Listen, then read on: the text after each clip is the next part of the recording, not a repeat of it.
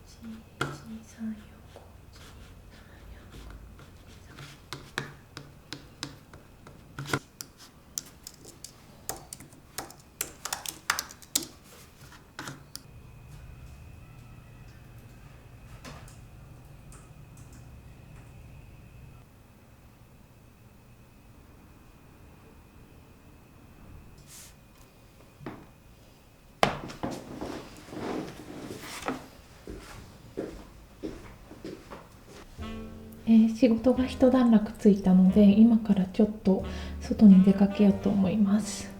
お出かけの目的はちょっと花屋さんに行って花を買ってこようかなと思ってます。全然家に花を飾れてないので、今日はちょっと憂鬱なお天気でなんか部屋の中も暗いのでパッと明るい花を買って部屋の中も彩りたいなと、ちょっと明るくしたいなと思ってます。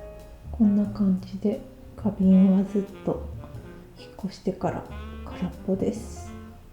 で、花を買ってない間はこのレゴの花フラワーブーケにすごく助けられました。生花を飾れない時にすごくいいと思います。なんか見てるだけで心がパッと明るくなります。やっぱりちょっと生花とはまた違ったところはあるんですけど、でもレゴだからこそ枯れないし水替えの必要もないし、本当どこにでも飾れるお花っていうのがすごく便利なので玄関とか日の当たらないところに飾っても枯れることはないし、とってもいいアイテムだと思います。これ今年の上半期かなのベストバイに選んでるんですけど、本当に買ってよかったものの一つです。今日は雨なのでちょっと持ち手部分は革なんですけど、側面は濡れても大丈夫なこのカバンにしました。今日本当に寒くて、もうこのシャツの下には無印の暖かい肌着を着てます。もう本当に冬が近づいてるなと感じる寒さです。それでは行ってきます。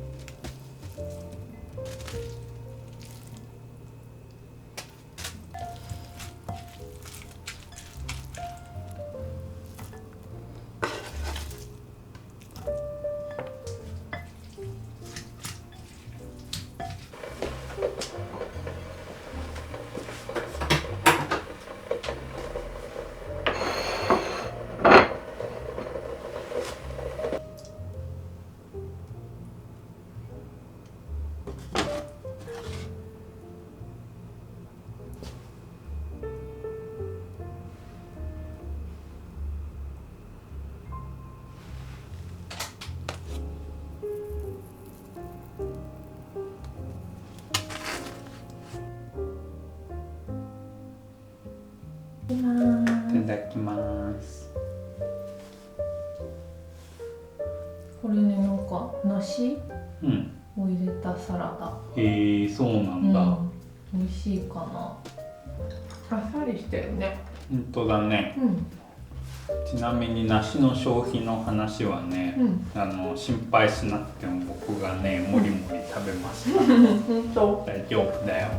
今日ね、名古屋市のなんか有名なねフラワーのりたけっていうお花屋さんに行ってきたんだよね。あ、そうなんだ。大きいお店なの？なんかお店自体はそんな大きくないんだけど、世界観がすごいの。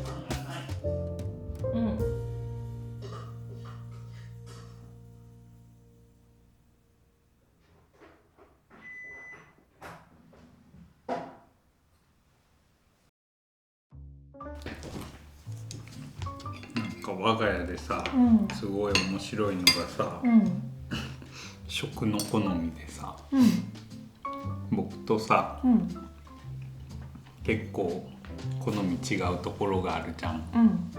僕結構生野菜派、生果物派なんだけど、ちょっと水分多いやつね。そうそう、加工食品好きでしょ。加工食品っていうか、なんか加工して食べるのが好きでしょ。だからさ、その冬とかね、結構果物がよくうち来るんだけど、戦いだよね。加工したい人と生で食べたい人の戦いなの。家に帰ってきたらみかんがジャムになっているみたいな。いやそれはあれだよ、救ってあげてるっていう、救って差し上げてる、そのカビが生えてしまう前に。でも僕はさ、カビが生えるギリギリまでこう粘って、なんか粘ってっていうと言い方悪いんだけど、本来は食べ尽くせるんだけど、できるだけこう長く楽しもうと思って、ちょっとずつ食べてんの。制限もかかってるしね、なんか一日何個かね。だから全然救わなくても大丈夫なのよ。いや、これまで幾度となくさ、青カビみかんを捨ててきたじゃないですか。まあやつらはさ、確率で出ちゃうのよ。仕方ない。そうなる前に、広がる前に加工せねば。生で食べねば。頑張ってください。出荷されますんで。そのうち。そうかも。